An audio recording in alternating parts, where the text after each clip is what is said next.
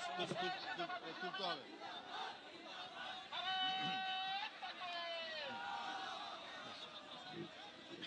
আলহামদুলিল্লাহ, আলহামদুলিল্লাহ রব্বিল আলামিন, ওয়াসসালাতু ওয়াসসালামু আলা সাইয়্যিদিল মুরসালিন ওয়া আলা আলিহি ওয়া সাহবিহি আজমাইন।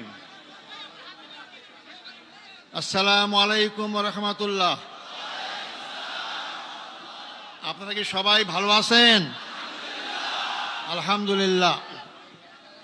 আমি প্রায় 14 বছর কারাগারে থাকার পর আজকে সকালে মুক্ত হলাম। আমি এখন মুক্ত, আমি এখন স্বাধীন। এটা স্বাধীন দেশে আমি স্বাধীন নাগরিক একজন। সম্মানিত ভাই ও বন্ধুগণ, যেহেতু আমরা রাস্তা বন্ধ করে এখানে সমাবেশ আয়োজন করেছি যাতে জনগণের কষ্ট না হয়, এবং আমি যেন তোমাকে নির্দেশ দিয়েছেন খুবই সংক্ষিপ্ত কথা বলার জন্য, আমি শুধু কয়েকটি বিষয় আপনাদের সামনে কথা বলবো। আল্লাহ যদি তৌফিক দান করেন, যদি বেঁচে থাকি অবশ্যই আপনাদের সাথে বারবার দেখা হবে ইনশাআল্লাহ। আমি সর্বপ্রথম আমাদের মহামান্য আদালতকে ধন্যবাদ জানাইতে চাই। তারা ন্যায় বিচার প্রতিষ্ঠার একটা অগ্রণী ভূমিকা পালন করছেন। এতদিন ন্যায় বিচার ছিল না, আদালতকে ব্যবহার করা হয়েছে।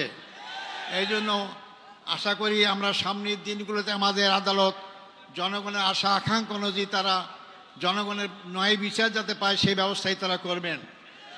আমি ধন্যবাদ জানাতে চাই আমার মামলায় যে সমস্ত আইনজীবী নিয়োগ করা হয়েছিল, আমি যতদূর পত্র পত্রিকার মাধ্যমে জানতে পেরেছি, পড়তে পেরেছি, তা অত্যন্ত সাবলীল সুন্দর যুক্তি উপস্থাপন করার মাধ্যমে আমার মামলার অসারতা, দুর্বলতা সমস্ত কিছু প্রকাশ করতে পেরেছেন।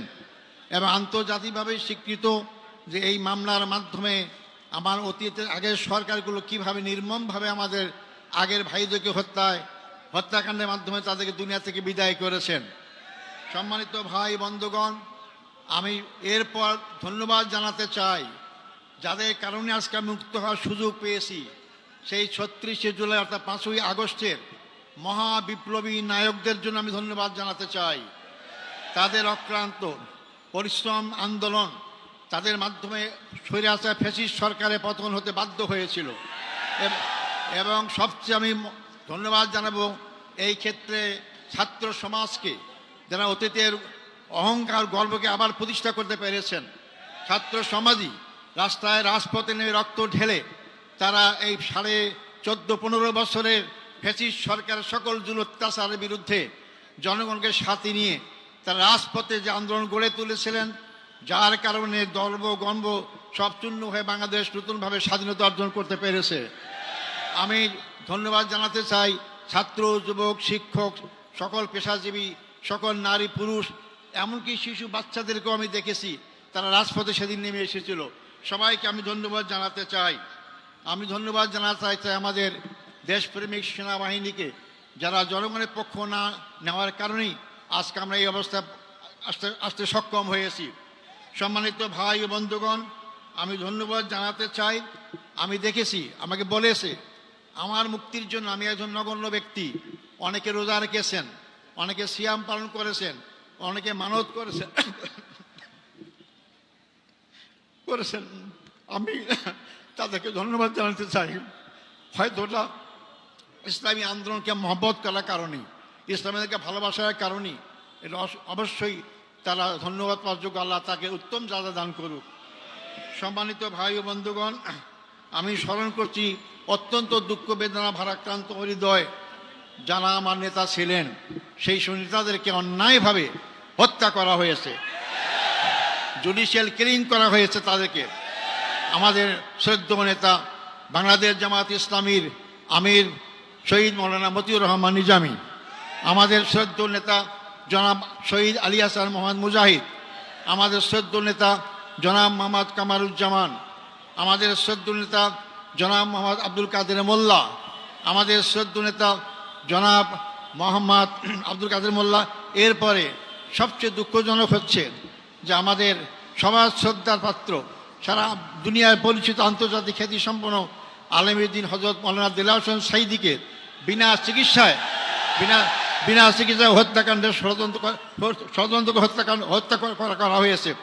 আমি এটাকে সবাইকে স্মরণ করছি। সাথে সাথে আমি স্মরণ করতে চাই আমাদের সদ্য নেতা মীর কাসেম আলী সাহেবকে।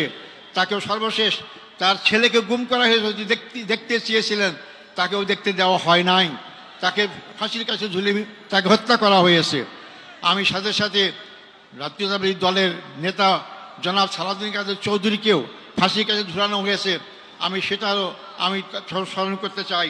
সম্মানিত ভাই বন্ধুগণ, আমরা এর মধ্যেও হারিয়েছি জেলখানায় আমাদের সেই শ্রদ্ধেয় নেতা অধ্যাপক গোলাম আজমকে, আমরা হারিয়েছি আমাদের মৌলানা আবুল কালাম মোহাম্মদ ইউসুফ সাহেবকে, হারিয়েছি আমরা 5 বারের নির্বাচিত এমপি মৌলানা আব্দুল সোবহান সাহেবকে আমরা হারিয়েছি।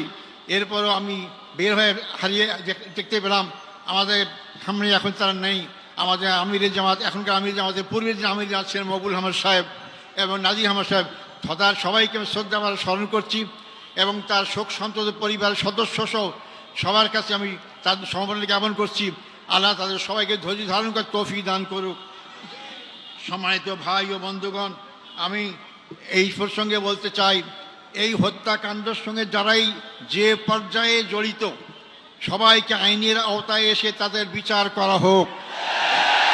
এটা আমি জোর করে আবার বলতে চাই, যারাই হত্যাকাণ্ডের সাথে যেখানে যে পর্যায়ে জড়িত সবাইকে আইনের আওতায় নিয়ে এসে তাদেরকে বিচার করা হোক।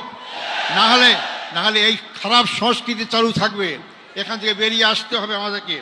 সম্মানিত ভাই ও বন্ধুগণ, আমি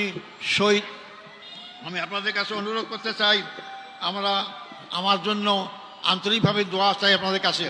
আমার অপরাধ কি ছিল? আমার অপরাধ ছিল ওমা নাকামু মিনহুম ইল্লা আন আইয়ুমিনু বিল্লাহিল আজিজিল হামিদ, আল্লাহর প্রতি বিশ্বাস, এটাই তো আমার অপরাধ ছিল, আর তো অপরাধ নাই। আমি তো আপনাদের কাছে দোয়া চাই যে অপরাধের কারণে ফাঁসির কাষ্ট থেকে আজকে আমি এদের কাছে ফুলের মালা পাচ্ছি, রশি গলা সেরে গিয়ে ফুলের মালা পাচ্ছি। আমি যেন আজীবন সেই ইসলামী আন্দোলনে আমার জীবন থাকতে, রক্তবিন্দু এক ফোঁটা থাকতে এই আন্দোলনেই যদি আমি শহীদ হিসেবে মৃত্যুবরণ করতে পারি, সে তৌফিক আপনাদের কাছে কামনা করতে চাই। আমাদেরকে সবাইকে মৃত্যুবরণ করতে হবে, মনে রাখবেন, আজ হোক কাল হোক মৃত্যুবরণ করতেই হবে, মৃত্যুর হাত থেকে বাঁচতে পারবো না। আব্দুল কাদের মোল্লা ভাই আমার আমির ছিলেন, একটা কথা আমাকে প্রায় বলতে, আজার ভাই, আমরা যেভাবে গুনাহগার, আমরা এই সব নিয়ে কাল পরে করে জান্নাত পাবো না। জান্নাত পরে একটাই মাত্র পথ, তা হচ্ছে শাহাদাত বরণ করা। তো শাহাদাতই আমাকে জান্নাত দিতে পারে। তাই যে দল, যে জাতি, যে ব্যক্তি শাহাদাত তামান্না করে এগিয়ে যায়, সেই দল, সেই জাতিকে কেউ দমাতে পারে না। সম্মানিত ভাই এবং বন্ধুগণ, সেই দোয়া করার সাথে সাথে আপনাদের সবাইকে, সবার মাধ্যমে সারা বাংলাদেশের আপনার জনসাধারণকে আহ্বান করতে চাই, আসুন, এই দেশ আমাদের সবার, এই দেশের মানুষের আশা আকাঙ্ক্ষা, চিন্তা চেতনা, ঐতিহ্য অনুযায়ী এই দেশটাকে ইসলামী সমাজ গড়ার আকাঙ্ক্ষা আমরা সবাই এগিয়ে যেতে পারি। আল্লাহ অবশ্যই আমাদের সাথে থাকবেন ইনশাআল্লাহ। আমি আর বিলম্ব করব না, যেহেতু আপনারা রোদ্রে কষ্ট পাচ্ছেন, আপনারা আমার জন্য দোয়া করবেন। আমার আর পাওয়ার কিচ্ছু নাই, আমার জীবনে যদি আমরা এখানে আল্লাহর দিন প্রতিষ্ঠা দেখে যেতে পারি, এর চেয়ে সর্ব বড় পাওয়ার কিছু নাই।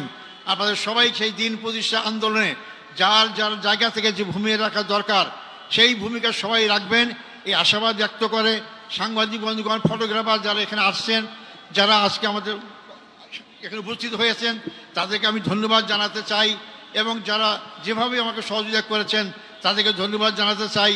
আবারও আমি আপনাদের কাছে আমার জন্য দোয়া কামনা করে আমার বক্তব্য এখানে শেষ করছি। আসসালামু আলাইকুম রহমতুল্লাহি ওয়া বারাকাতুহু।